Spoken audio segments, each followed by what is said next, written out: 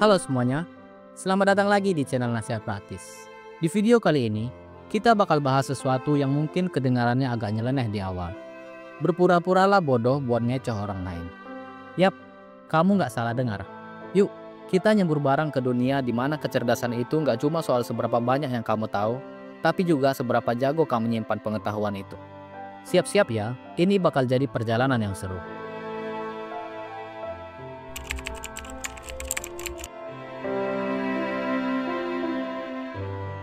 Di dunia yang serba cepat dan penuh kompetisi ini, kita sering rasa harus selalu buktiin kalau kita pintar dan capable.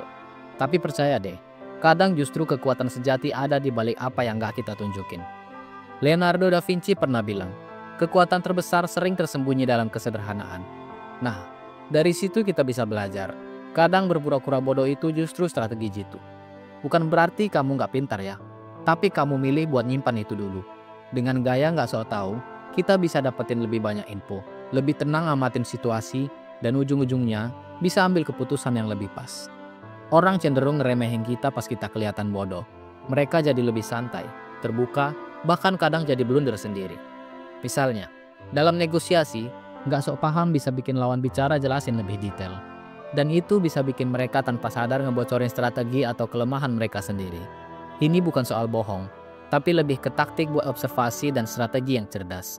Yang penting, harus punya kecerdasan emosional tinggi dan jeli baca situasi. Bukan buat manipulasi, tapi buat jaga diri, belajar lebih banyak, dan bersikap bijak dalam dunia sosial yang kadang tricky.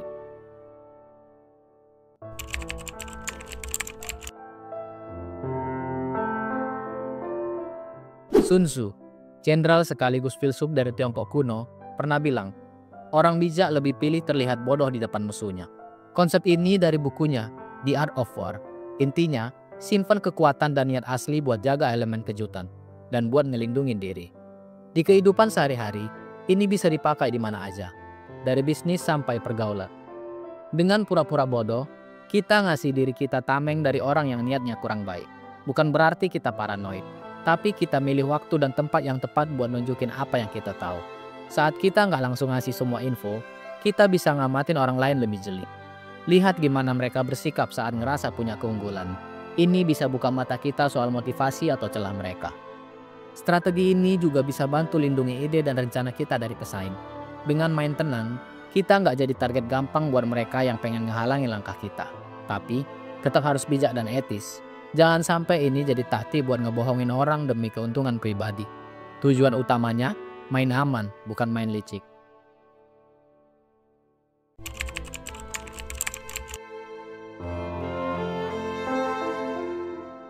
Socrates, filsuf top dari Yunani, punya gaya debat unik. Dia nggak sok tahu, tapi sebenarnya dia mau dorong orang lain mikir lebih dalam. Nah, teknik ini ampuh banget buat bikin orang jujur. Dengan tanya sambil sok polos, orang bakal ngerasa nyaman, ngerasa jadi paling tahu, dan akhirnya lebih terbuka. Cara ini cocok banget dipakai di kantor, pas ngobrol bareng tim, atau bahkan pas diskusi santai. Dengan sikap kayak, gue nggak ngerti deh, coba jelasin dong. Kita bisa dapat insight yang lebih banyak tanpa bikin orang ngerasa dihakimi. Di dunia kerja, pemimpin yang nggak sok tahu malah bisa mendorong tim buat lebih aktif dan kasih ide. Karena nggak ada tekanan atau takut salah. Ini bikin suasana kerja jadi lebih sehat dan kreatif. Di kehidupan sosial pun, kalau kamu tanya orang soal hal yang mereka kuasai dengan gaya nggak sok tahu, mereka bakal ngerasa dihargai. Ini bisa buka obrolan yang lebih dalam dan jujur. Yang penting, niatnya harus baik. Bukan buat ngejebak atau nyindir. Tujuan akhirnya, komunikasi yang sehat dan saling percaya.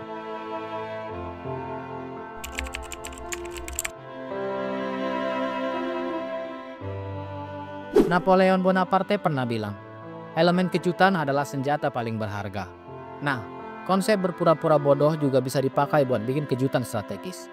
Simpan kekuatan, info, atau rencana kamu. Terus, boom! Keluarin di momen yang pas dan bikin semua orang kaget. Misalnya di dunia bisnis, kamu bisa pura-pura nggak punya gebrakan, tiba-tiba launching produk baru yang bikin pesaing kelabakan.